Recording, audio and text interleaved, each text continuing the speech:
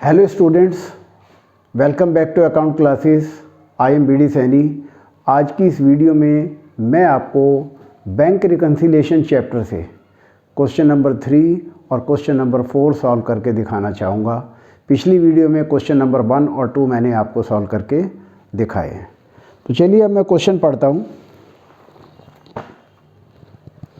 On 31 December 2022 bank column of cash book of Gurnam shows a balance of 12,000। ये cash book का debit balance दे रखा है, तो यहाँ पर लिखेंगे balance as per cash book, balance as per cash book. ये हमारा चूँकि फेवरेबल बैलेंस है तो हम प्लस वाले कॉलम में लिखेंगे 12,000। नेक्स्ट है cheque paid into bank 8,000 out of which only cheque इतने वर क्रेडिटेड। 8,000 रुपये के चेक हमने बैंक में जमा किए, लेकिन क्रेडिट कितने में हुए? केवल 6,500 के। तो 8,000 में से 6,500 माइनस करेंगे तो इसका मतलब 1,500 रुपये के चेक का हमें क्रेडिट नहीं मिला, तो ये माइनस में जाएंगे। Cheque paid into bank, cheque paid into bank but not credited, but not credited. तो ये हम कैसे दिखाएंगे? But not credited.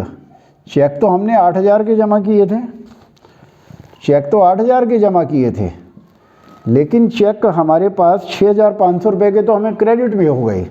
तो जो क्रेडिट हो गए वो माइनस कर देंगे, तो 1,500 रुपये यहाँ माइनस में चले जाएंगे। हमने आपको रूल में भी बताया था, cheque sent to bank for collection but not collected को माइनस करते हैं। नेक्स्ट है receipt side of cash book 200 रुपये अंडर कास्ट है। Receipt side of cash book under cast 200 रुपये कम लिखे गए, तो ये हम प्लस कर देंगे ताकि हमारा बैलेंस टैली हो जाए। नेक्स्ट है 29 दिसंबर को हमने 3,000 रुपये के चेक डिपॉजिट किए एक कस्टमर ने और डायरेक्टली हमारे अकाउंट में जमा किए। तो amount directly deposited bye a customer को हम प्लस करते हैं। अब ये प्लस क्यों करते हैं? क्योंकि बैंक का बैलेंस वहाँ पर बढ़ गया 3,000 रुपये से, तो हमें भी ये प्लस करना पड़ेगा ताकि हमारी कैश बुक का बैलेंस पासबुक के बैलेंस से टैली हो जाए। तो यहाँ लिखेंगे amount directly deposited,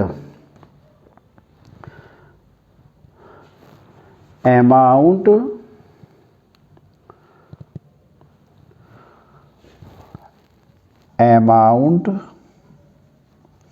directly deposited bye a customer,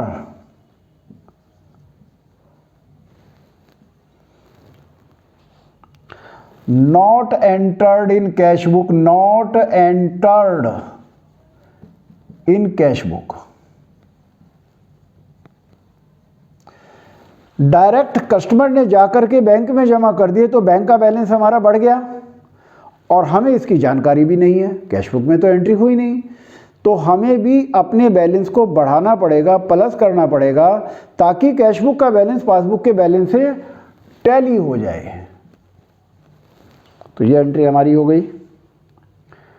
next है 9,200 रुपये के चेक इशू किए थे, जिनमें 2,200 रुपये के चेक प्रेजेंट तो हुए पर वो 15 जनवरी को हुए और हम अकाउंट बना रहे हैं 31 मार्च में। तो 31 मार्च में 31 दिसंबर को, सॉरी ये 31 दिसंबर है, ये डेट हम 31/12 कर देते हैं। 31/12 को हम बैंक रिकन्सिलिएशन बना रहे हैं और चेक जो हमने क्रेडिट किए थे इशू किए थे वो 9,200 के इशू किए, लेकिन उनमें से 2,200 रुपये के चेक प्रजेंट तो हुए, पर वो 15 जनवरी को प्रजेंट हुए, यानी कि 31 दिसंबर की डेट में प्रजेंट नहीं हुए। तो check issued but not presented for payment, check issued but not presented for payment,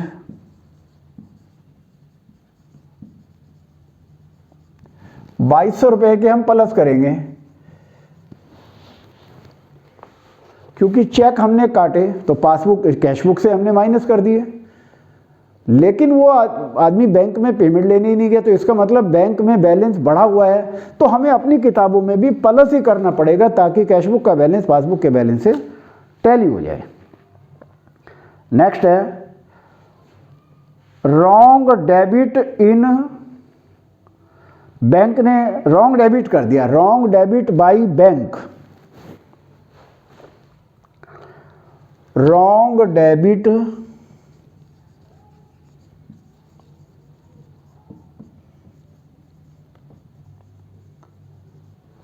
bank ने 2,000 रुपये रॉन्ग डेबिट कर दिए, ये एंट्री नंबर 6 पढ़ बैठे हम, तो पहले यही कर देते हैं।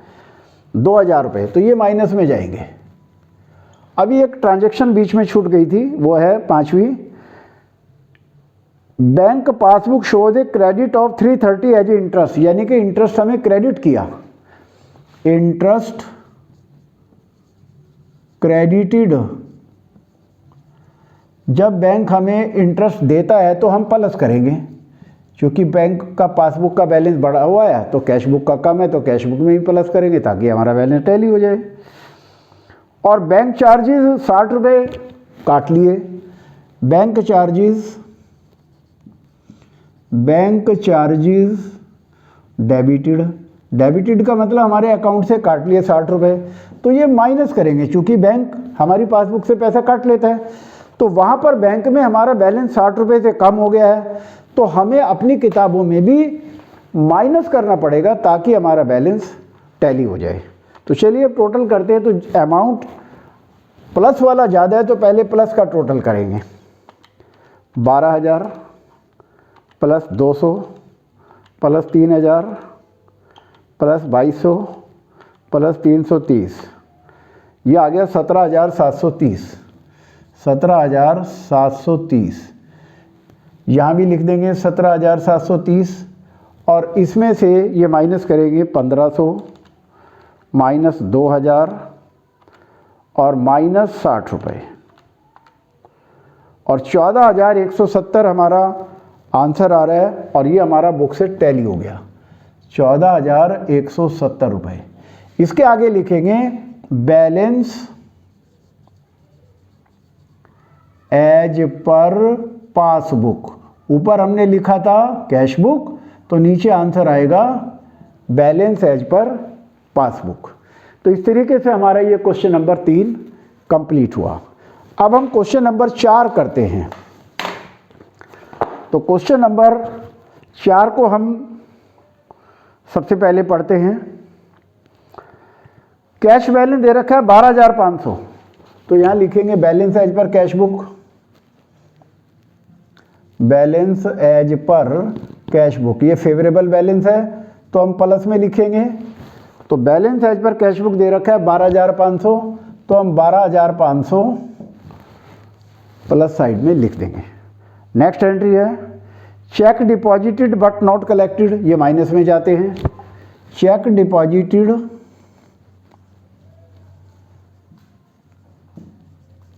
But not collected,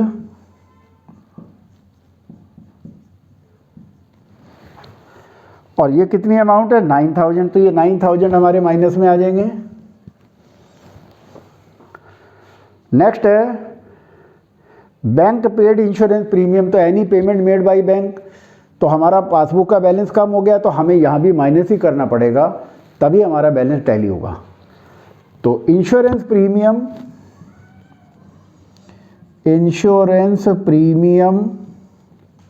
paid by bank, जो भी बैंक पेमेंट करेगा तो वो माइनस में लिखते हैं, और ये है 5,000 रुपये, तो ये भी माइनस में चले गए। नेक्स्ट है bank charges. Bank charges minus में जाते हैं। बैंक चार्जेस और कितने रुपए हैं, 300 रुपये, माइनस में जाएंगे।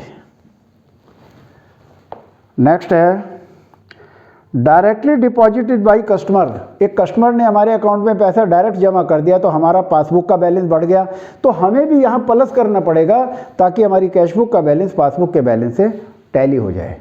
Direct deposit by a customer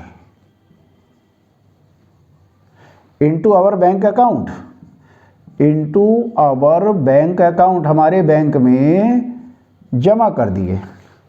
तो कितने जमा करें, 8,000 रुपये, तो 8,000 रुपये प्लस में आएंगे। देन है interest on investment collected by bank. Interest on investment का मतलब ये होता है कि हमने कहीं इन्वेस्टमेंट किया है तो जो भी इंटरेस्ट आएगा डायरेक्ट हमारे अकाउंट में आ जाएगा। इसका मतलब ये है कि हमारा पासबुक का बैलेंस बढ़ गया, तो हमें यहाँ भी प्लस करना पड़ेगा ताकि हमारी कैशबुक का बैलेंस पासबुक के बैलेंस से टैली जाए, क्योंकि कैशबुक बिजनेस में मेंटेन की जाती है, पासबुक बैंक में। तो interest on investment, interest on investment collected by bank, collected by bank, और कितना है, 2,000 रुपये, तो ये प्लस में आ जाएगा। अब हम इसका टोटल करते हैं और आंसर निकालते हैं। तो डेबिट प्लस साइड का ज़्यादा है तो पहले प्लस का टोटल करेंगे। 12,500 प्लस 8,000 प्लस 2,000, तो ये हो गया 22,500। यही अमाउंट यहाँ लिख देंगे और इसमें से ये माइनस करेंगे, -9,000, -5,000, -300, और एक बार टोटल चेक कर लेते हैं सारी चीज़ों का। हाँ, एक 6,000 की आइटम छूट गई। Check issued but not presented for payment हमने लिखा ही नहीं, तो ये लिख देते हैं, check issued but not presented for payment, check issued but not presented for payment, यह हमारी एंट्री छूट गई थी। Check issued but not presented for payment, और यह आइटम हमारी पहली थी 6,000 रुपये की, तो हम इसे प्लस करेंगे।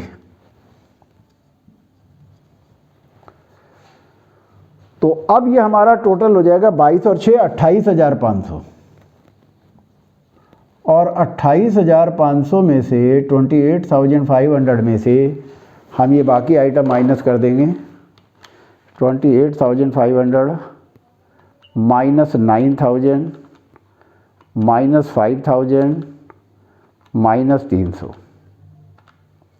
तो 14,200 हमारा आंसर आ रहा है। तो ये कहीं कुछ मिस्टेक हो रही है। हाँ, एक 200 रुपये की आइटम और छूट गई नीचे। Item number 7, cash discount allowed of 200 रुपये। 200 रुपये की हमने कैश डिस्काउंट अलाउ की है।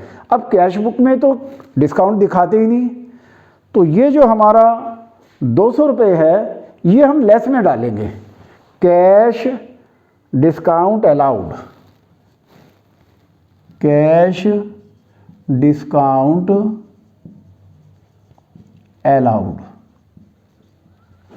200 रुपये, तो ये माइनस में जाएगी, क्योंकि कैश बुक में डिस्काउंट का तो कॉलम ही नहीं होता, 2 कॉलम कैश बुक में, तो ये 200 रुपये माइनस में डालेंगे। अब निकालेंगे answer balance as per passbook.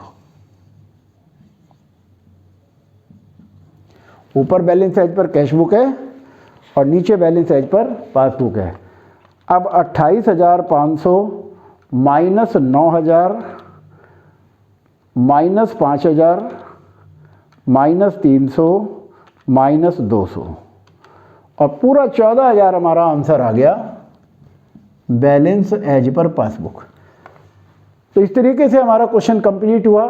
एक ये डिस्काउंट अलाउड वाली आइटम हमारी छूट गई थी तो अब हमने लिख दी, और check issued but not presented for payment, question के पढ़ने में कहीं गड़बड़ हुई तो हमने इसको अब नीचे दिखा दिया। और इस तरीके से हमारा ये क्वेश्चन टैली हो गया। और क्वेश्चन नंबर 3 और 4 ये दोनों हमारे क्वेश्चन बुक से आंसर मिल गए।